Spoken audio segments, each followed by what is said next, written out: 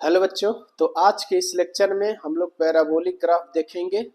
इससे पहले वाले लेक्चर में मैंने आपको स्ट्रेट लाइन के बारे में बता रखा है और आज का ये जो लेक्चर है वो पैराबोला के ऊपर है। ठीक है, तो चलो शुरू करते हैं। सबसे पहले आप ये समझो कि जो पैराबोलिक ग्राफ होता है या जो पैराबोला होता है वो क्वाड्रेटिक इक्वेशन के लिए बनाया जाता है। ये क्वाड्रेटिक इक्वेशन क्या होता है इसके बारे में मैंने ऑलरेडी बता रखा है और आज इस ग्राफ के बारे में हम लोग स्टडी करने वाले हैं। तो पैराबोला का जो ग्राफ होता है क्वाड्रेटिक इक्वेशन के लिए किस तरीके से बनाया जाता है, कैसे आप फाइंड आउट करते हो वर्टेक्स, वो सारी चीजें हम लोग देखने वाले हैं। ठीक है, तो सबसे पहले ये समझो आप। तो सबसे पहली बात आपको ये बात समझ में आनी चाहिए कि जो पैराबोलिक कर्व होता है वो हमेशा क्वाड्रेटिक इक्वेशन के लिए बनाया जाता है ना। ये हमेशा किसके लिए बनता है, आप लिखोगे फॉर क्वाड्रेटिक इक्वेशन। तो आप क्वाड्रेटिक इक्वेशन के लिए हमेशा पैराबोला का ग्राफ बनाओगे। अच्छा, जो क्वाड्रेटिक इक्वेशन होता है दिखता कैसा है, तो देखो यार, क्वाड्रेटिक इक्वेशन, ये जो क्वाड्रेटिक इक्वेशन होता है इसका जो जनरल फॉर्म होता है, इसका जनरल फॉर्म मैंने आपको बता रखा था। मैंने क्या बोला था कि y is equal to A x square और प्लस का बी एक्स और प्लस का सी, ये इस तरीके से है। तो ये क्वाड्रेटिक इक्वेशन का जनरल फॉर्म है, समझ में आ रहा है? ठीक है, तो मैं इसे ऐसे ब्रैकेट में बंद कर देता हूँ। अब देखो यार, फिर मैंने ये भी बोला था आपसे कि अलग अलग इसके फॉर्मेट दिखने को मिलेंगे आपको। कहीं पे मान लो आपके सामने हो सकता है कहीं लिखा हो इस तरीके से 2x स्क्वायर और प्लस का 3x और प्लस का 5 है। ये क्वाड्रेटिक इक्वेशन है, कोई दिक्कत नहीं है।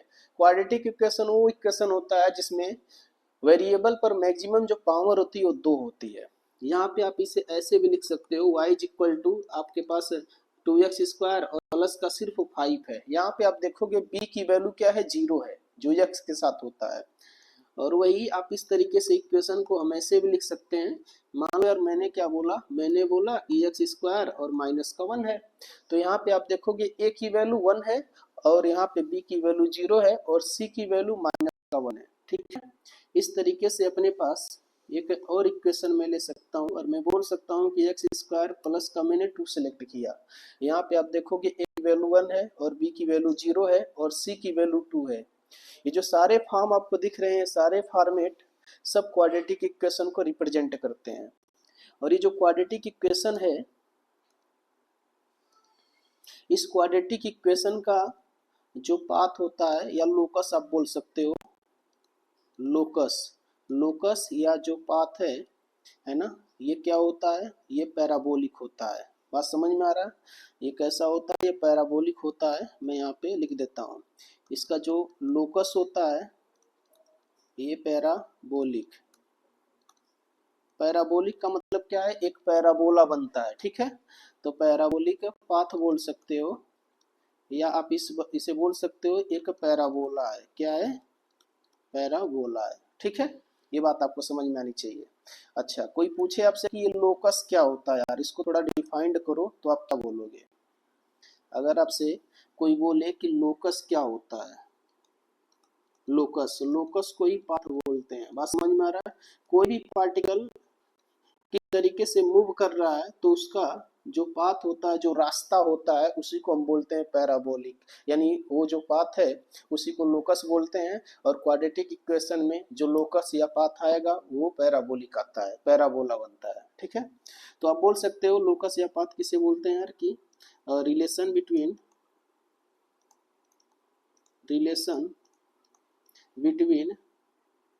x and y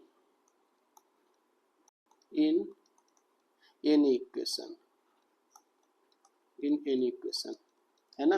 किसी भी इक्वेशन के लिए लोकस या पाथ को कैसे आप डिफाइंड करते हो, आप बोलते हो, यहाँ पे मैं इसको सही से पहले लिख देता हूँ, मैं इसे अच्छे से लिख देता हूँ। यहाँ पे मैंने लिखा लोकस। ठीक है, ठीक है, तो लोकस क्या होता है यार, किसी भी इक्वेशन में x और y में क्या रिलेशन है, वही रिलेशन अपने को लोकस या पाथ के बारे में बताता है। यानी पार्टिकल किस पर्टिकुलर रास्ते पे चल रहा है उसके बारे में इंफॉर्मेशन देता है। ठीक है, अच्छा, अब चलते हैं आगे और ये देखते हैं किस तरीके से पैराबोला को हम ड्रा करते हैं, कैसे प्लॉट करेंगे, ग्राफ को कैसे बनाएंगे। तो सबसे पहला अपने पास है एक एग्जांपल मैं सेलेक्ट करता हूँ यहाँ पे, और मैंने क्या बोला कि यहाँ पे y इक्वल टू क्या है, ये है एक्स स्क्वायर, है ना, y equal to x square है। और मैंने बोला कि plot the graph between y and x। तो y और x के बीच में ग्राफ आपको बनाना है। तो आप क्या करोगे, आप सबसे पहले एक काम करो, ये जो इक्वेशन आपको दिया गया है इस इक्वेशन को मैं दोबारा लिख लेता हूँ पहले, और मैंने इस इक्वेशन को ऐसे लिख लिया, बात समझ में आ रहा है, इस इक्वेशन को ऐसे मैंने लिख लिया। उसके बाद आप एक काम करोगे, आप टेबल बनाओगे। तो मैं एक यहाँ पे टेबल बनाने वाला हूँ, और इस टेबल में x और y की वैल्यू मैं सिलेक्ट करते जाऊंगा, यानी x की वैल्यू को अपने मन से सिलेक्ट करूंगा और उसके अकॉर्डिंग y की वैल्यू को पुट करूंगा। यहाँ पे मैंने लिखा है x है और ये y है, और इस तरीके से मैं अलग अलग बॉक्स बना लेता हूँ ताकि आपको ये बातें समझ में आए किस तरीके से वैल्यू को सिलेक्ट करके रखा जा रहा है। बात समझ में आ रहा है, ठीक है। मैं यहाँ पे लेता हूँ यार, सुनना, सबसे पहले आप यहाँ पे मैं सिलेक्ट कर लेता हूँ, जो x की वैल्यू होगी ना ये मैं अपने मन से रखूंगा। तो ये जो वैल्यू होगी यार, ये जो वैल्यू होगी ये लेट करेंगे, यानी मान लेंगे अपने मन से। तो यार पहले मैंने बीच में जीरो मान लिया, वो इसलिए क्योंकि नंबर लाइन पे आप देखोगे तो बीच में वर्टेक्स पे जीरो होता है, और यहाँ पे लेफ्ट साइड देखोगे तो निगेटिव, राइट साइड देखोगे तो पॉजिटिव। तो इस तरीके से मैं रिप्रेजेंट कर लेता हूँ 1 का, और यहाँ पे प्लस का 2, है ना, और यहाँ पे ऐसे -1 और -2। तो इसके अकॉर्डिंग y की वैल्यू चेक करते हैं। तो सबसे पहले मान लो अगर, है ना, लेट, ठीक है, अगर x की वैल्यू 0 होगी, अगर x की वैल्यू 0 होगी तो y की वैल्यू क्या आएगी, तो यहाँ x की वैल्यू आप 0 रखो, 0 का स्क्वायर, 0, ठीक है। अगर आपने x की वैल्यू क्या रखा, x की वैल्यू 1 रखा, तो y की वैल्यू क्या आएगी, 1 का स्क्वायर, 1। अगर आपने x की वैल्यू 2 रखा तो y की वैल्यू क्या आएगी, 2 का स्क्वायर, यानी ये 4। बात समझ में आ रहा है, ठीक। ऐसे ही आप निगेटिव वैल्यू रखो, निगेटिव जब रखोगे तो x की वैल्यू -1 है। अब जब -1 रखोगे तो माइनस का स्क्वायर, ये क्या हो जाएगा यार, प्लस का 1। और आप फिर से यहाँ पे -2 रखोगे तो y बराबर यहाँ पे -2 का स्क्वायर, और ये आपके पास हो जाएगा 4। ये x के करस्पॉन्डिंग सारी y की वैल्यू अपने पास आ गई है। बात समझ में आ रहा है, ठीक है। तो मैं लिखता हूँ यार, आप ध्यान दो थोड़ा सा, और जब ध्यान से देखोगे तो आपको समझ में आएगा कि जब x की वैल्यू 0 है उस टाइम पे y की वैल्यू भी क्या है, 0 है। जिस टाइम पे x की वैल्यू 1 है उस टाइम पे y की वैल्यू 1 है। जिस टाइम पे x की वैल्यू 2 है उस टाइम y की जो वैल्यू है वो 4 मिली। अगर x की वैल्यू आपने -1 रख दिया तो यहाँ पे y की वैल्यू +1 ही है। अगर x की वैल्यू आपने -2 रख दिया तो y की जो वैल्यू है वो 4 है। बात समझ में आ रहा है, अच्छा। तो सारी वैल्यू मैं यहाँ पे रखने जा रहा हूँ इस बॉक्स के अंदर।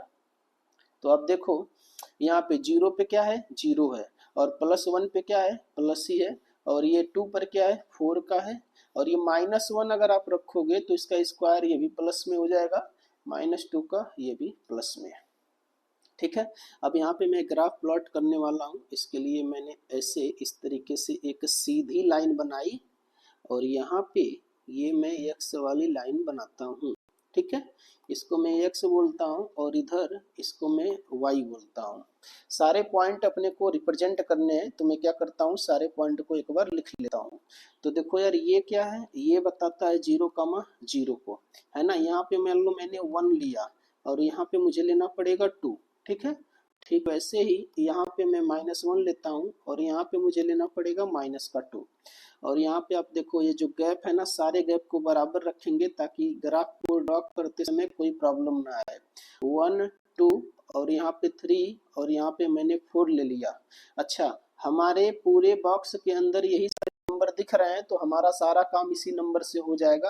आपको ज़्यादा बनाने की ज़रूरत नहीं है, अब बनाना चाहो तो बना भी सकते हो, कोई दिक्कत नहीं है उसमें। तो मैं क्या करता हूँ, सुनना यार, सारे पॉइंट को मैं रिप्रेजेंट करता हूँ। तो देखो यहाँ पे सबसे पहला पॉइंट 0,0 है, ये 0,0 दिखाई दे रहा है, तो आप यहाँ पे एक पॉइंट बनाओगे 0,0। ओके, ये हाईलाइट नहीं है, इसको मैं बनाता हूँ थोड़ा अच्छे से। है ना, ये 0,0 है। अच्छा, उसके बाद कौन सा पॉइंट है अपने पास, ये है 1,1, 1,1, 1,1 कहाँ दिखाई दे रहा है आपको, 1,1 यहाँ पे होगा। आप इस तरीके से इस लाइन को मिलाओगे तो आपको समझ में आएगा कि 1,1 यही है। 2,4 देखो आप यहाँ पे, x की वैल्यू 2 पर y की वैल्यू 4 है, मतलब आपको कहाँ जाना पड़ेगा, ऐसे ऊपर जाना पड़ेगा। आप ऐसे ऊपर जाके नीचे जब आओगे तो आपको समझ में आएगा यही 2,4 वाला पॉइंट है ना। तो ये पॉइंट है आपके पास निकल आया 2,4 है, और ये कौन सा था, 1,1 है। ठीक है, और ठीक वैसे ही आप इधर माइनस में देखोगे, ये -1 में 1 मिला आपको, -1 में क्या मिला, 1 मिला, यानी इस तरीके से आपका ये जो पॉइंट है ये मिलेगा, ये -1,1 है। और ऐसे ही यहाँ पे देखो -2,4 है।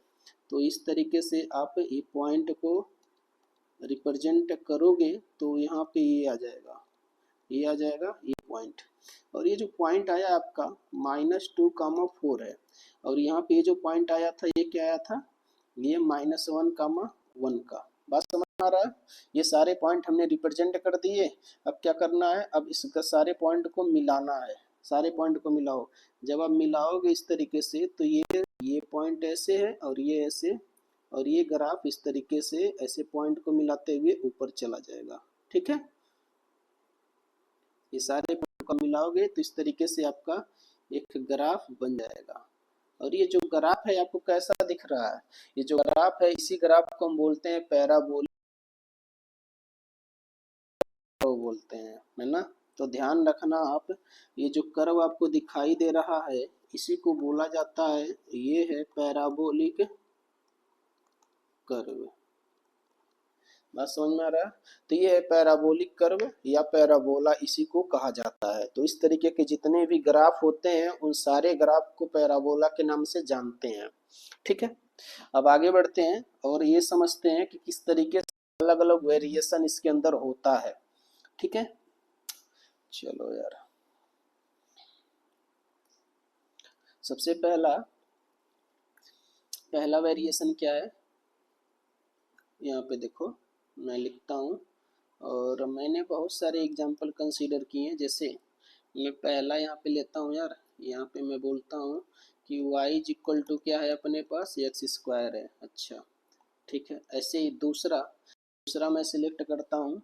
यहाँ पे आप एक और ग्राफ ले लो, इसको मैं एक काम करता हूँ, चलो यही बना लेते हैं। यहाँ पे मैं इसको y क्या लिखता हूँ, -x²। अच्छा, तीसरा और एक और मैं बनाता हूँ और इसको मैं लिखता हूँ यहाँ पे x की जो वैल्यू, यहाँ पे मैं लिखता हूँ x=y²। उसके बाद 4 नंबर पे एक और बनाता हूँ, उसे लिखता हूँ y=−y²। ठीक है, इन सब के लिए मैं ग्राफ बनाने वाला हूँ, है ना। ये छोटा छोटा ग्राफ बनाऊंगा ताकि आपको दिखाई दे और सब कुछ आपको समझ में आए। यहाँ पे मैंने x लिखा और इधर मैंने y लिखा, है ना। इस तरीके से इधर मैंने x लिखा और इधर y, और ठीक ऐसे भी यहाँ पे मैंने x लिखा और इधर मैंने लिखा y। ठीक है, इन सब के लिए मैं ग्राफ बनाने वाला हूँ, तो आप ध्यान से देखो। यहाँ पे सुनना यार, इस इक्वेशन में अगर आप ध्यान से देखोगे तो आपको समझ में आएगा कि यहाँ दो वेरिएबल है, एक y है और दूसरा x है। मैं अगर आपसे पूछूं कि किस वेरिएबल पर पावर 1 है तो आप बोलोगे यहाँ जो y दिखाई दे रहा है इस पे पावर 1 है। जिस वेरिएबल पर पावर 1 होता है पैराबोला को माउथ उधर ही ओपन होता है, तो पैराबोला किधर ओपन होगा, y के तरफ। तो आप इस तरीके से y के तरफ ओपन कर दोगे। ठीक है, अच्छा, इस इक्वेशन में देखो आप, इसमें आप देखोगे तो किस वेरिएबल पर पावर 1 है, y पर ही, y पे पावर 1 है। लेकिन यहाँ पे आप देखोगे y की वैल्यू निगेटिव में आ रहा है, क्योंकि माइनस इधर है ना, तो आप क्या बोलोगे, निगेटिव की तरफ ओपन होगा। तो y की वैल्यू निगेटिव में कहाँ होता है, नीचे। तो आप नीचे ऐसे पैराबोला को बना दोगे। इस इक्वेशन में देखो, अगर यहाँ पे x बराबर y² हो आपके पास, तो आप देखोगे x की पावर 1 है, x की पावर 1 है और x इसमें पॉजिटिव में, तो आप पॉजिटिव की तरफ ऐसे पैराबोला को बना दोगे। ठीक है। ऐसे ही आप देखो यहाँ पे x इक्वल टू क्या है, -y², यानी x की वैल्यू किस में है यार, निगेटिव में। ये बात आपको समझ में आनी चाहिए। मतलब इसी इक्वेशन को आप कैसे लिख सकते हो, अब देखो यार, क्या आप इस माइनस को इधर ट्रांसफर करके ऐसे लिख सकते हो क्या? ठीक है, तो आपको क्या समझ में आ रहा है कि x की वैल्यू क्या है, निगेटिव में है। अगर निगेटिव में है, इसका मतलब पैराबोला का जो माउथ होगा वो ओपन होगा -x की तरफ। ठीक है, इधर +x होता है, इसके अपोजिट -x होता है। ये बात तो आपको पता है। आप यहाँ पे लिख भी सकते हो, आप बोल सकते हो कि मैं ऐसे लिख देता हूँ कि जिस वेरिएबल पर पावर 1 है, पैराबोला का माउथ उधर ओपन होगा।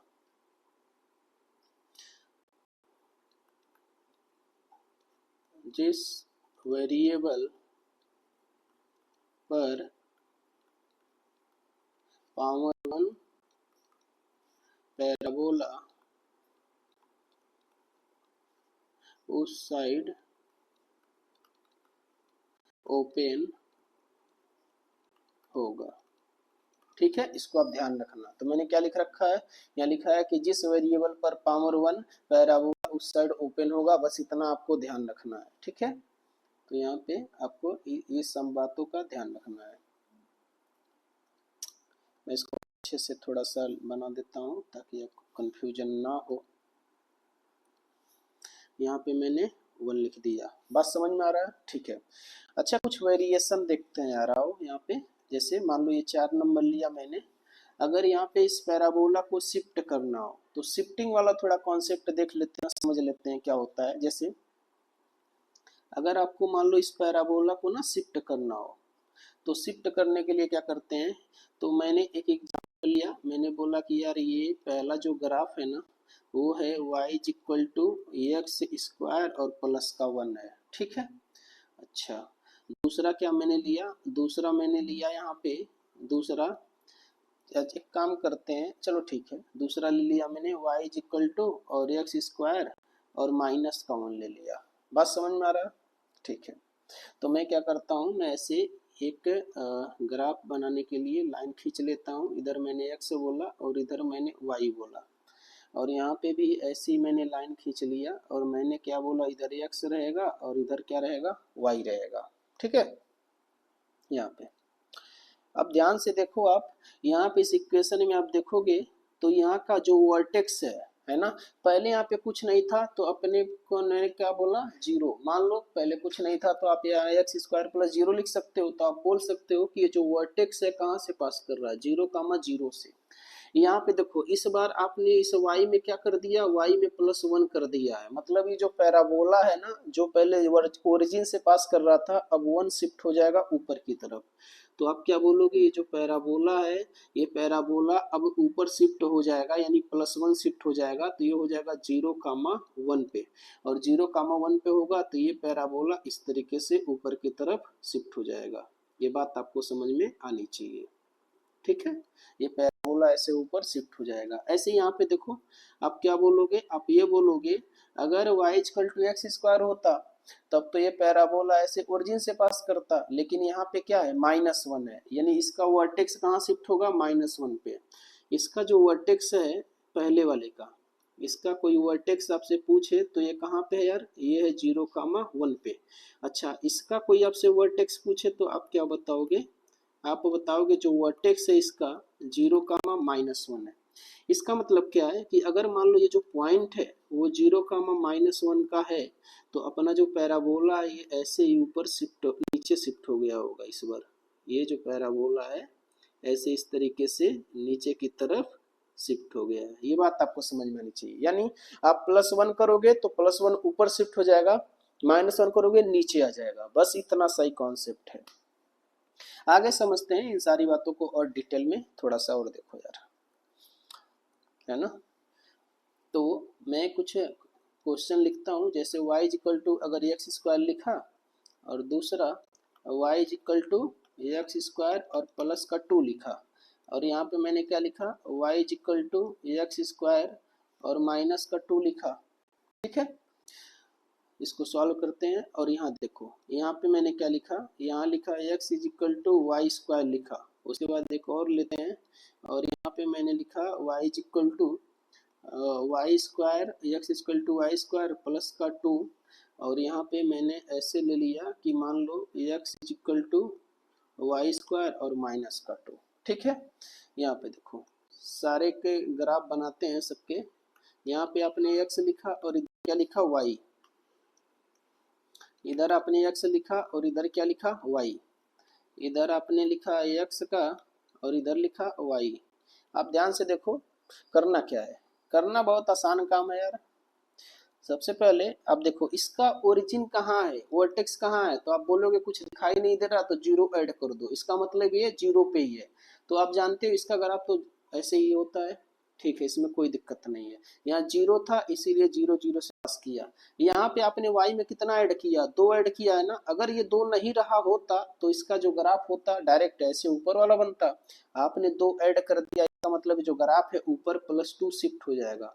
तो ये +2 क्या होगा, ऐसे ऊपर शिफ्ट हो जाएगा। बात समझ में आ रहा है।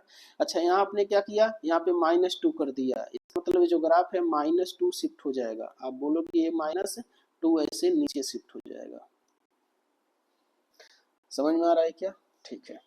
अच्छा, यहाँ पे देखो, यहाँ पे भी बना देते हैं इसका भी, और इसका बनाओगे तो ये जो पैराबोला है, अगर आपने एक्स लिया और इधर वाई ले लिया है ना, इसका मैंने एक्स बोला और इधर मैंने वाई बोला, और इसका भी मान लो, इसका मैं क्या करता हूँ, इधर एक्स बोला और इधर का वाई बोला। चलो देखते हैं इसको भी क्या होता है इसका। देखो किस वेरिएबल पर पावर क्या है, 1 है, तो आप देखोगे एक्स पे पावर 1 है और यहाँ पे कुछ ऐड नहीं है, तो मतलब ओरिजिन से पास करेगा। ठीक है, आप ऐसे ही बोल सकते हो, अगर जीरो ऐड करोगे तो ओरिजिन से ही पास करेगा। तो आपका जो पैराबोला है इस तरीके से बनने वाला है।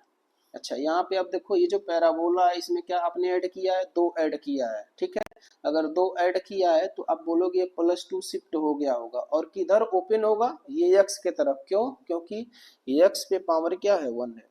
तो अब बोलोगे इसका वर्टेक्स, ये आप बोलोगे तो ये +2 पे शिफ्ट हो गया है ना, तो +2 पे शिफ्ट हो गया और x की तरफ ओपन हो जाएगा।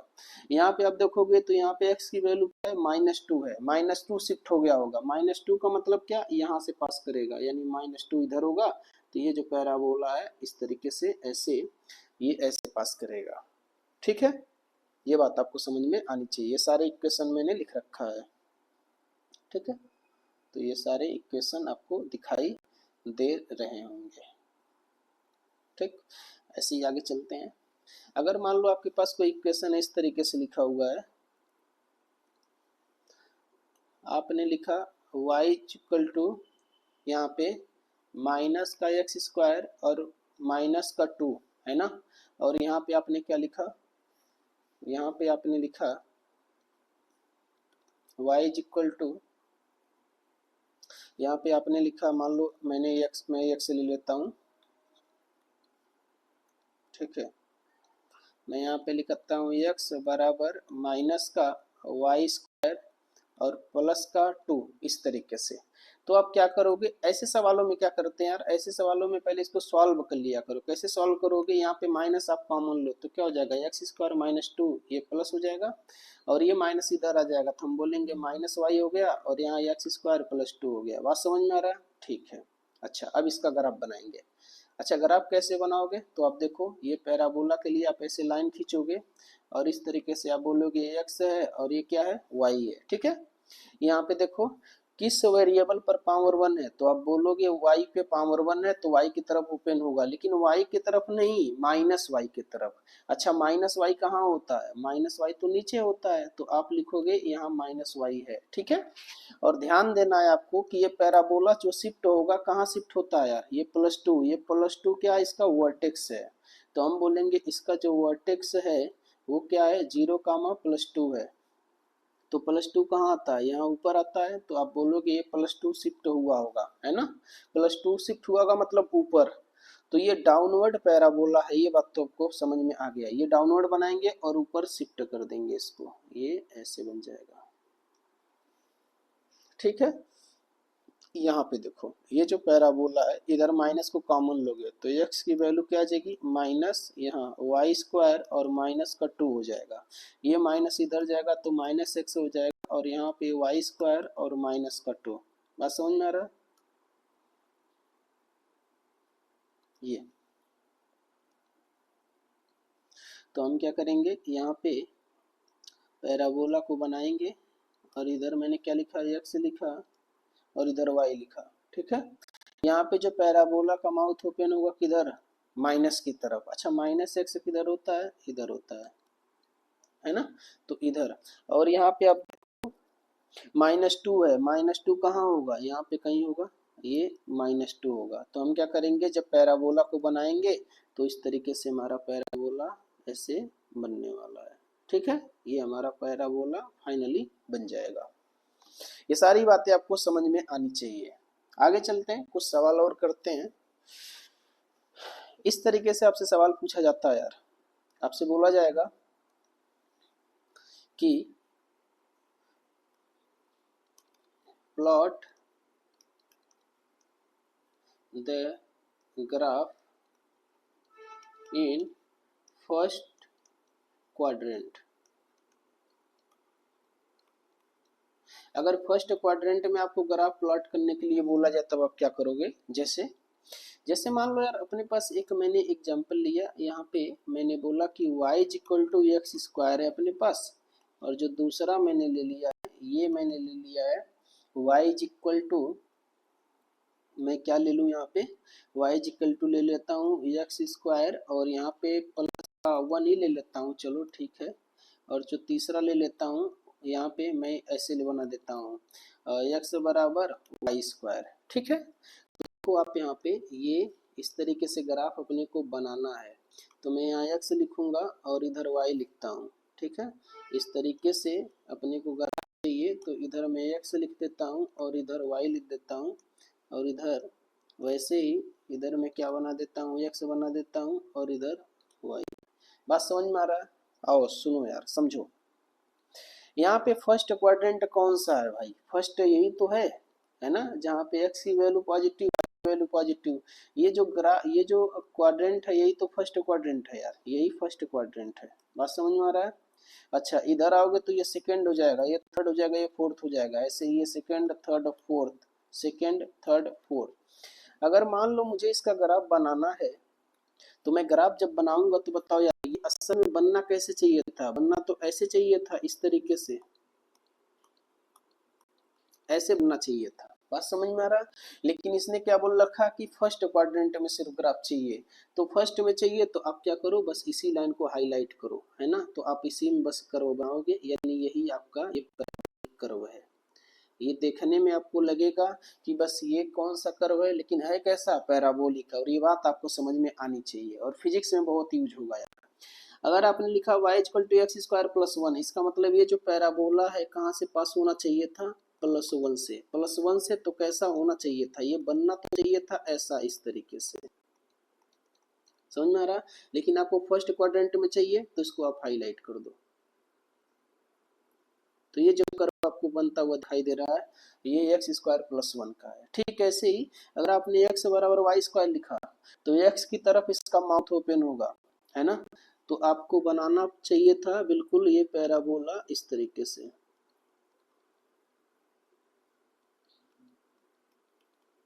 ये ऐसे बनना चाहिए था, है ना, लेकिन आप क्या करोगे, फर्स्ट क्वाड्रेंट में चाहिए तो बस इसी को आप हाईलाइट करो, ये करो, बन गया। बात समझ में आ रहा है? अब इस पैराबोलिक कर्व का हम लोग यूज देखते हैं कहाँ कहाँ पे फिजिक्स में यूज होता है यार, किस किस चैप्टर में, तो बहुत चैप्टर में यूज होता है, लेकिन यहाँ पे कुछ देखते हैं एग्जाम्पल के तौर पे। जैसे यार यहाँ पे अपने पास है ना काइनेटिक एनर्जी में, तो काइनेटिक एनर्जी का फार्मूला क्या होता है, हाफ एम वी स्क्वायर। यहाँ पे के क्या है, काइनेटिक एनर्जी को रिप्रेजेंट करता है, और एम मास को रिप्रेजेंट करता है, और वी वेलोसिटी को। यहाँ पे सब कुछ मेंशन कर रखा है ना, के काइनेटिक एनर्जी को, एम मास को, और v जो है वो वेलोसिटी को रिप्रेजेंट करता है। बात समझ में आ रहा है?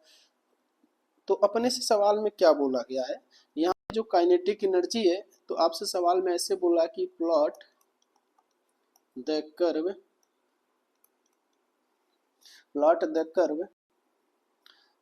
Between kinetic energy and v।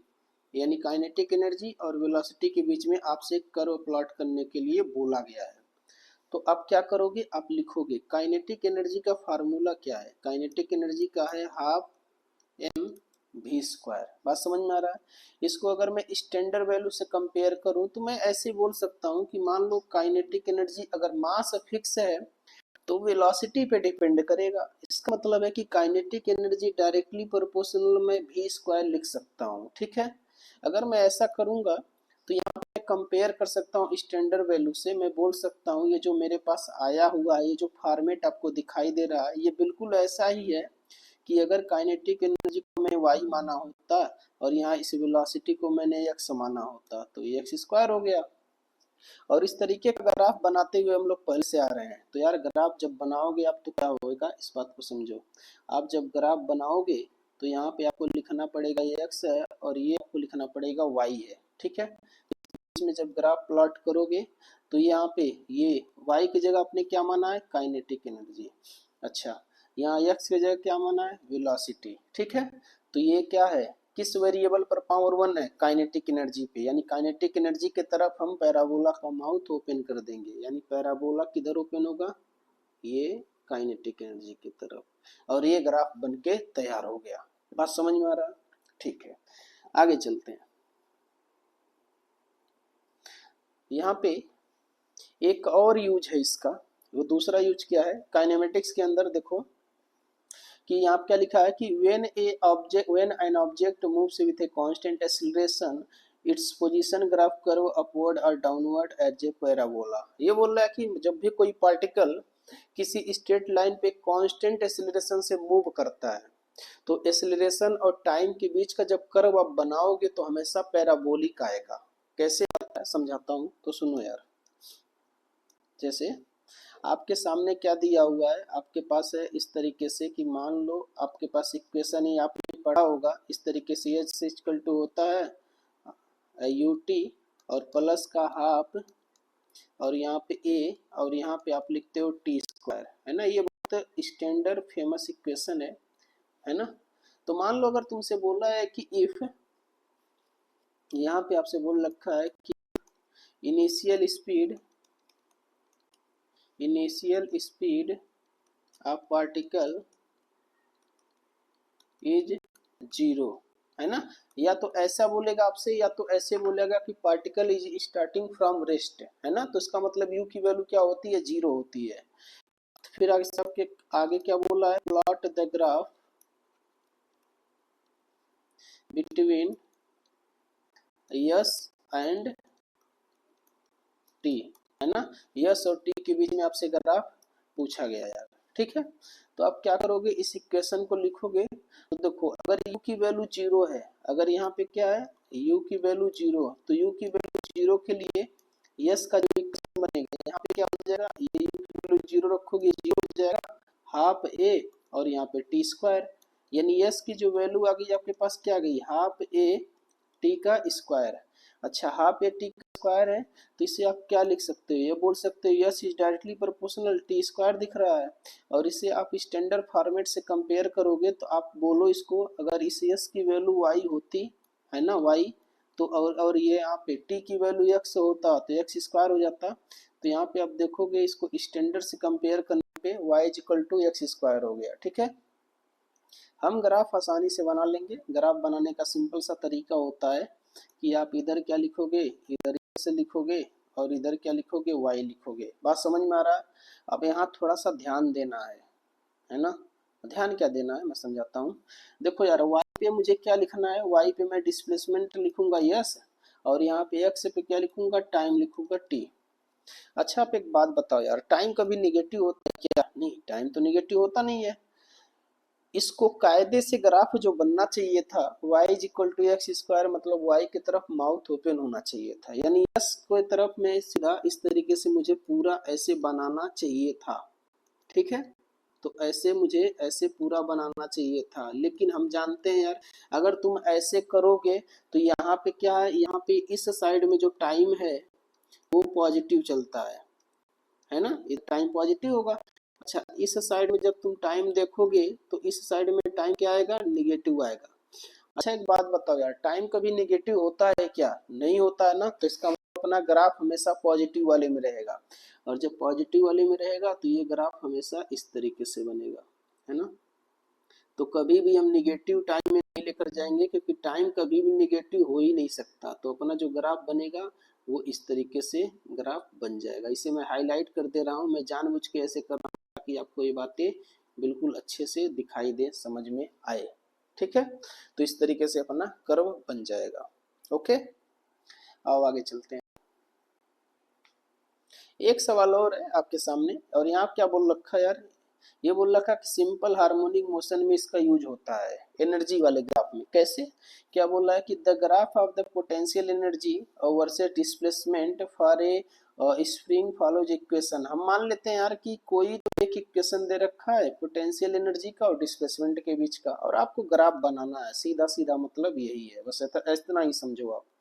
तो आप देखो यहाँ पे जो पोटेंशियल एनर्जी है वो है हाफ, और यहाँ पे के, और यहाँ लिखोगे एक्स इसका स्क्वायर, है ना। तो यहाँ पे मैं अगर इन सारे टर्म्स को एक्स के अलावा जितने भी हैं कांस्टेंट बोल दूं, तो बताओ यार पोटेंशियल एनर्जी डायरेक्टली प्रोपोर्शनल क्या हो जाएगा? एक्स स्क्वायर हो जाएगा। अगर मैं इसे स्टैंडर्ड फॉर्मेट से कंपेयर करूं तो मैं क्या बोलूँगा, अगर मान लो ये पोटेंशियल एनर्जी को मैंने रखा होता वाई वाले एक्सिस पे तो वाई होता, और यहाँ पे जो डिस्प्लेसमेंट है ये तो ऑलरेडी एक्स है, तो फिर मान लो एक्स ही रख देते हैं, कोई दिक्कत नहीं है ना, इस तरीके से। और जब ग्राफ आप बनाओगे तो आप क्या बोलोगे, आप बोलोगे यहाँ पे इस तरीके से आपने लाइन बनाया एक, और यहाँ पे आपने एक्स बनाया और इधर आपने वाई लिखा। उसके बाद यहाँ पे पोटेंशियल एनर्जी किस पे रखना है, पोटेंशियल एनर्जी आपको वाई पे रखना है, और यहाँ पे एक्स पे डिस्प्लेसमेंट फिलहाल एक्स का ही है, तो कोई चेंज करने की जरूरत नहीं है। इस इक्वेशन में आप देखो किस वेरिएबल पर पावर 1 है यार, ये पोटेंशियल पे, यानी पोटेंशियल के तरफ इसका माउथ ओपन हो जाएगा। और हम जानते हैं डिस्प्लेसमेंट पॉजिटिव निगेटिव दोनों हो सकता है, तो यार दोनों तरफ ग्राफ बनेगा, उसमें कोई दिक्कत की बात नहीं है। ये इस तरीके से हम ग्राफ बना देंगे। बात समझ में आ रहा है क्या? ठीक है, ओके। फिर उसके बाद अब हम लोग नेक्स्ट लेक्चर में बाकी ग्राफ, रेक्टेंगुलर, हाइपरबोला और हाइपरबोला और इलिप्स वगैरह, सर्कल वगैरह देखेंगे। ठीक है, ओके, थैंक यू।